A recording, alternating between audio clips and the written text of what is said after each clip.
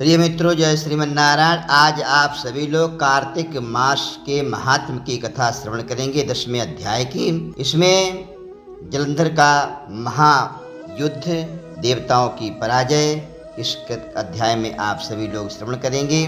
नारद जी ने कहा, जिन दैत्यों को पहले देवताओं ने पराजित कर दिया था और वे पाताल में रहते थे, वे सब राजा जलंधर का आश्रय पा करके पृथ्वी पर निर्भय होकर के आने लगे। किसी समय राहु का कटा हुआ सिर देख करके जलंधर ने गुरु शुक्राचार्य जी से उनके सिर कटने का कारण पूछा।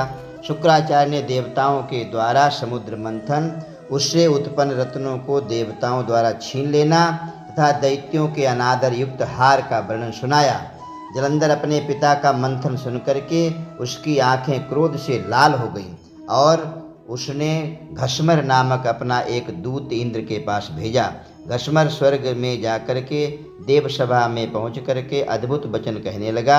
घस्मर ने कहा कि हे देवेंद्र, समुद्र का पुत्र, सब राक्षसों का स्वामी जलंधर का मैं दूत हूँ और उन्होंने जो कहा है उसे सुनो। तुमने पर्वत से मेरे पिता समुद्र का मंथन क्यों किया? वहाँ से जो रत्न ले आए उन सबको शीघ्र मुझे दे दो। इस प्रकार दूत की वाणी सुनकर के महाराज इंद्र चकित हो गए। भय और क्रोध युक्त होकर के घस्मर से बोले। इंद्र ने कहा, हे दूत, प्राचीन काल में जिस लिए मैंने समुद्र का मंथन किया था उसे सुनो। मुझसे भयभीत पर्वतों को समुद्र ने अपने उदर में छिपा लिया और प्राचीन काल में मेरे अन्य शत्रु दैत्यों की उसने रक्षा की थी, अतः मैंने उसका मंथन कर उसका सब रत्न छीन लिया। इसी प्रकार प्राचीन काल में समुद्र के पुत्र शंखासुर ने भी देवताओं से द्वेष किया था। हमारे छोटे भाई विष्णु भगवान ने सागर में घुस कर के उसे मारा। अतः अपने स्वामी के पास जाओ और समुद्र के मंथन का सारा संवाद सुनाओ। समुद्र के मंथन का कारण अपने स्वामी जलंधर से जाकर के कह सुनाओ। नारद जी ने कहा, इस प्रकार वह दूत इंद्र से विदा लेकर के पृथ्वी पर आया और इंद्र का संपूर्ण कथन राजा जलंधर से कहा। उन बातों को सुनकर के क्रोध से उस दैत्य के ओंठ कांपने लगे। वो जलंधर देवताओं को शीघ्र पराजित करने के लिए उद्योग करने लगा। उसके उद्योग के कारण प्रत्येक दिशाओं तथा पाताल से करोड़ों राक्षस इकट्ठा होने लगे। अपनी करोड़ों के साथ सेना लेकर के शुंभ निशुंभ आदि दैत्यपति भी वहां आ पहुंचे। वो राक्षस राज जलंधर स्वर्गलोक जाकर के नंदन वन पर अपना अधिकार कर लिया। तब देवता गण भी युद्ध करने के लिए स्वर्ग से बाहर निकले। देवताओं ने देखा कि प्रबल दैत्यों की सेना ने अमरावतीपुरी को घेर लिया है, अतः देवता और दैत्यों की सेना में घमासान युद्ध होने लगा।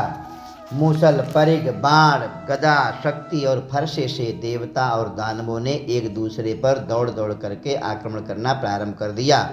लड़ते लड़ते दोनों सेनाएं क्षीण हो गईं। रक्त की धारा बहने लगी। चोट खा करके गिरे हुए तथा घायल होकर के गिरने वाले, रक्त से सने हुए हाथी, घोड़े, रथ तथा पैदलों से वो संग्राम भूमि संध्या काल के मेघों के समान लाल हो गई।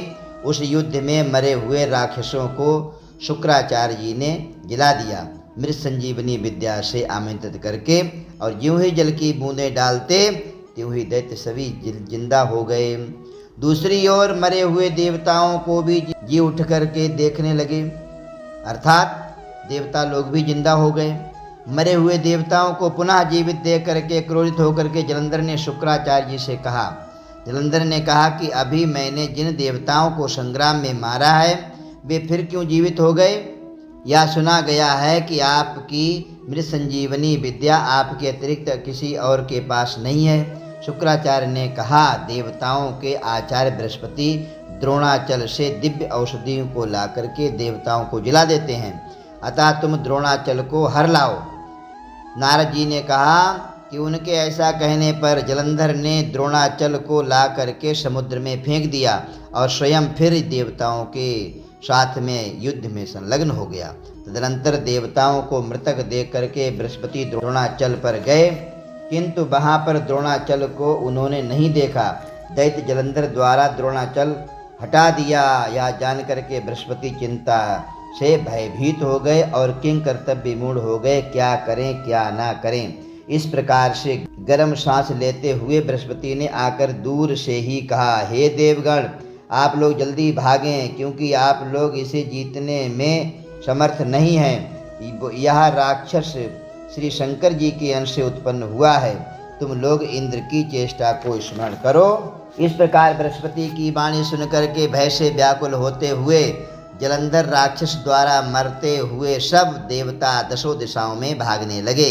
देवताओं को भागता हुआ देख करके समुद्रपुत्र जलंधर तब शंख भेरी तथा जय शब्द करता हुआ अमरावती नगरी में पहुंचा। राक्षसों को इंद्रपुरी में अधिष्ठित देख करके राक्षसों से सताए हुए देवता कैलाश पर्वत की गुफा में जाकर के रहने लगे। इसके पश्चात जलंधर ने इंद्र आदि के समस्त अधिकारों पर शुंभ आदि राक्षसों को अलग अलग अधिष्ठित करके स्वयं कैलाश पर्वत की गुफाओं में चला गया। प्रिय मित्रों, आपने 10वें अध्याय की श्रवण की। कथा श्रवण करने के बाद आप सभी लोग चैनल के लिए सब्सक्राइब कर दें, वीडियो के लिए लाइक कर दें। जय श्रीमन नारायण।